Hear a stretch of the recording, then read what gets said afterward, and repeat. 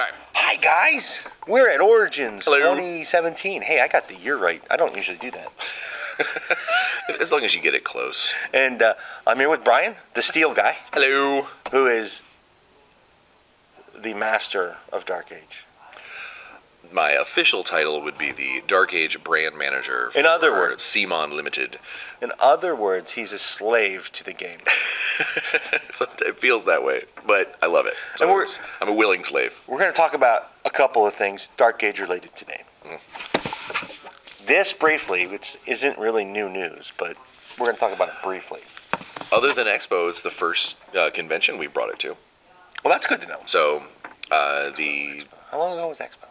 Expo is early May. So just a little bit over a month it's been out. It's actually newer than I thought then. I thought it was a few months old. No.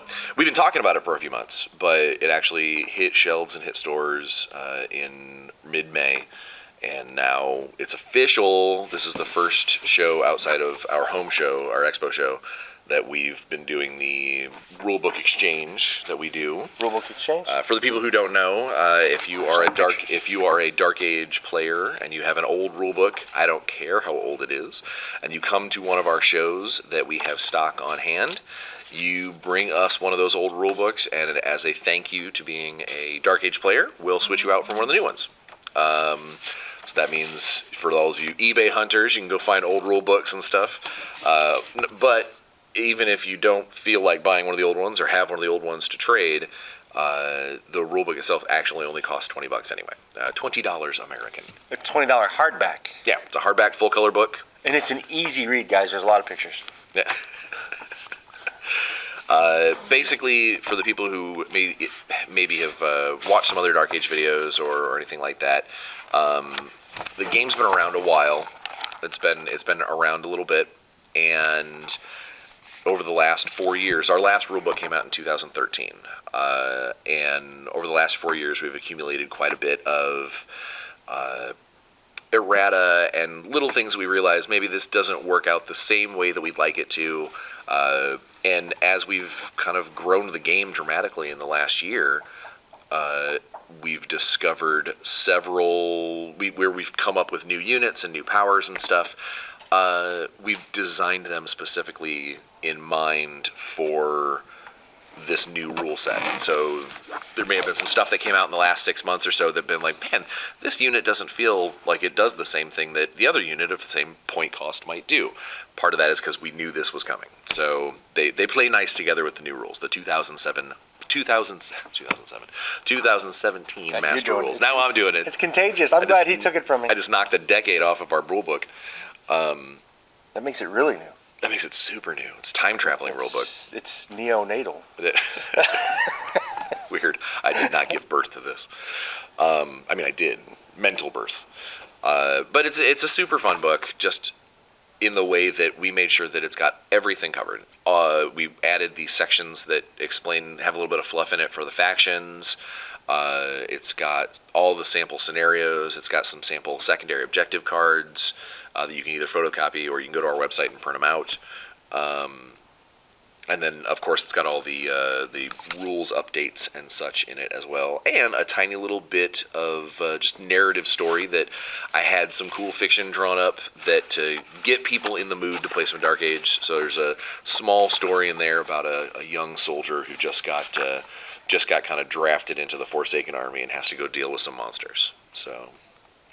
Very good. So what is the most fundamental change in the book to the rules? Well, there's a few larger ones. The two that kind of stand out from what people kind of point out is how line of sight is drawn, how cover is gained and line of sight is drawn. Before, in the older versions, it seemed a little difficult to make sure to benefit from cover. You had to make sure that you were possessing this. I'm in possession of the terrain and that sort of thing, and the guy can't be in the terrain with me. There's a lot of that statements. Yeah. Now it's very easy. You draw a window between the two models in question, so the sides of the base to the sides of the base. If that window, that line of sight window, is not covered in any way, like so, there's no cover. Well, that means that you can see your target. Right. If there is even just a little bit that you can see, that means you can partially see them. And then that's when you say, I draw a line from my front to your front. That's the attack path. That's where the bullets are traveling. That's where the flamethrower is starting. That's where whatever you're flinging your saw blades. And if that line crosses something with cover, you get cover. So simple. There you go. It is way easier now. That's one of the biggest things. The other thing that's probably, in my opinion, the most helpful is we added an order of execution for abilities. In the older books, there was a handful of times that someone's ability would go off at the same time as you, and it would be a very dramatic effect as to whose goes first. And up until this book, it was always a dice off. It was always, it was a, just mine go first, does yours go first? And that sort of randomness, although sometimes fun, it definitely stops. But it's not good for tournament play. It's not good for tournament play, and it stops your planning. You can't say, this is how I know it's going to work. And let's say in one game, it works one way because the dice fell in your favor, and then you go and try and do it the next way, or do it that way in the next game, and the dice fall against you. Suddenly your tactics have completely changed. Yes. And that could be a game changer. And it could be a game changer. So what we did is we basically just created a linear progression.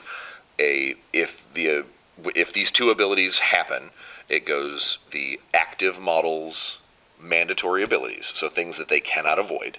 There's no may or if statement. There's just this happens. To the defenders' mandatories, the opponent's mandatories. So it works kind of like off of initiative. To the actives optional. To the defenders optional. Okay. So the example we use in the book, and the example I've used online several times, is, let's say I've got an ability that says, if I kill somebody, I get to then teleport out of combat and possibly attack somebody else or whatever. Let's say you have an ability that says, when you die, you explode, which happens in Dark Age sometimes. So I go to stab you, I die. You die. The old system would then require us to dice off as to determine whether or not I jump away before you explode. The new system, because I don't have any mandatories, we go to your mandatory. Your mandatory is exploding.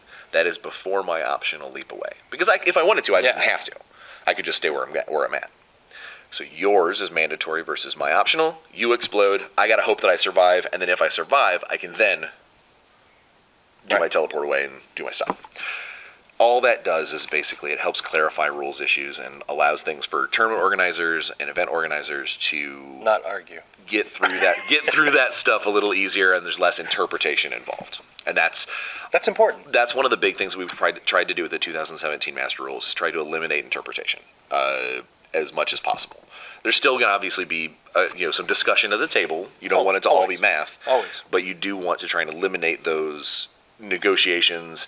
And only in the case of no one can come to a clear resolution, do you do the resolution roll, and that's the D20. Whoever rolls lowest wins, right? Or gets their way, as the case may be. That was good. That was good choices. And actually, well, we'll talk about that later. Yeah. Okay. You got me thinking. Ooh. Well, these interviews do that every now and then. And then, well, which one do you want to talk about? So we'll progress with old stuff getting new stuff. Kind of like we have the old rules getting the new coat of paint. So today on our web store and here at Origins, we actually are releasing some new product that has not been in stores before. The first one of these is the Forsaken St. Isaac Ajax of Might box. Now, the reason why this is a new product, the model's been out for a while, and the rules for St. Isaac in his power suit have been around for a while. They're in our path. I should probably hold it up. I can hold it up. I can do something. I talk with my hands a lot, so. So he's also, people who recognize him, he's in the Path to Glory 2-player starter box. That's why I recognize him. I saw him on that cover yesterday. Yeah, so it's a 200-point character model, and in that starter box, he's a very big part of that. But one of the things that came up during kind of the first waves of playtesting is that we had several players that were pointing out to us that by putting a 200-point character in the Path to Glory box, it meant that not a lot of people wanted to buy 2 Path to Glories to fill out their armies, or if you already had Ajax at home, they didn't necessarily want it to buy a Path to Glory specifically because it's like, well, I've got this model that I'm not going to get to use. So we sat down and we did some crash play testing to make a new version of the Ajax suit. And we wrote it into the fluff, into the narrative, that there are some lesser versions of that Ajax suit. Are there bits to designate the difference, just out of curiosity? There is not. Okay. However, it is just paint. Well, paint, or because of that, the way that kit goes together, you could absolutely cut an elbow, turn a gun. It would not be hard. Leave off an arm. That's lesser. Yeah, this one does not have an extra arm bit. For the very few that might still have them out there, there was an old limited edition Ajax suit that came out with the Xeno Shift card game, part of that Kickstarter. It's out there somewhere. I've seen a few of them, and it's an Ajax that you could paint up differently if you wanted to. Although you can't guarantee that one. That one's harder to get. But when we repackaged them into these boxes, we decided to include both stat cards. So if someone doesn't have Path to Glory, or they are just getting into the game and like, I kind of want one of these, suits, we've made sure that the extra card is in here so you can actually field a non-unique, non-character version. And technically, you can field 2 of those at every 500 points. So if you wanted to, you could field Isaac in his at 200 points, and then 2 of the Ajax Exoframe pilots at 125 points apiece. So you could have 3 of these bad boys on the table effectively for 450 points. You throw in a 50-point weaponsmith, you got a 500-point army. Do any of your other kits have like extra heads? Because all you have to really do is change the head, right? Hey, there's all kinds of ways you can. Oh, yeah, there's all kinds of stuff where you can adjust paint base, and in fact, if you pay attention to our darkage.com or our Dark Age Facebook group, here very soon, within the next week or 2, I don't know when's this going out. Probably next week. Okay, within the next week or 3, we're going to do an article on how to paint Ajax in different ways to differentiate. Cool. So this one's an exoframe, this one's Isaac, so forth and so on. So now that we've covered the old getting new, now we can cover. We'll cover the new style of box.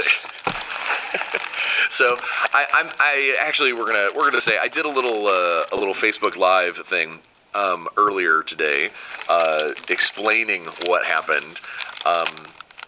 I promised the community, it's stapled shut so people don't walk off with stuff. I promised the community, I promised the Dark Age community that the new Earth Caste models, which is what's in this bag, would be at the they're strong. That they would be at our show. Today is their official release date, and we got the models in yesterday, but the packaging, despite the awesomeness of my quality control guy, Chris Miranda, that was a slam. No, it was not a slam. It's actually, it is actually props to Chris for getting these to me on time. It is totally props to Chris. Thank you, Chris. But the boxes were not back from the printer yet. They're in the warehouse now, but they were not available for me to have at the show. So we got some stickers made. We got the UPC barcodes made and things, and I made these little, I'm calling them limited edition packaging, that just to get us through the show, so people will be able to buy their stuff and have it and not have it fall over the place. This is the first time that we've had non-character Earth Caste. We put out an Earth Caste character, Graken, the Herald of Tenacity. He came out last month, and now he has some soldiers to run around with. The Quake, his bodyguards, you can have 2 of those for every 500 points. That's the Quake. That's a pillar. The pillar is... Quake's the guy with the big club. Quake's the guy with the Tetsubo. He is a bodyguard. He takes hits for other people. The pillar is the guy with the kind of spiked knuckles. He's a boxer, effectively, almost like an MMA fighter. He's a pugilist. He's a pugilist. And he's very straightforward. He runs out and he clobbers people. And then the female that's in there, the one that's got the meteor hammer, she is called a Fisher. She is a member of a elite group within the Earth Caste called the Daughters of the Mountain, and she twirls that thing around to block shots, and she can whip it out to clobber people up and off their feet. She's really good at area control. She one of the best zone defense Dragiri there is. Remember that, because that's important. Yeah, if you see one on the table and she's gone on hold, don't get near her because she's going to clobber you in the face and send you flying. If they can roll low. If they can roll low, because Dark Age is a game about a D20 based game where you need to roll low. You don't roll low. All your dice are set to D&D. I did a demo 2 years ago at Gen Con. I said, all right, come on, you need someone to demo. I'll demo with you. Don't worry, you're going to win. Poor guy. Oh. I never roll low. I didn't roll above a 4 that game. Poor guy. He's like, you set me up, didn't you? I know.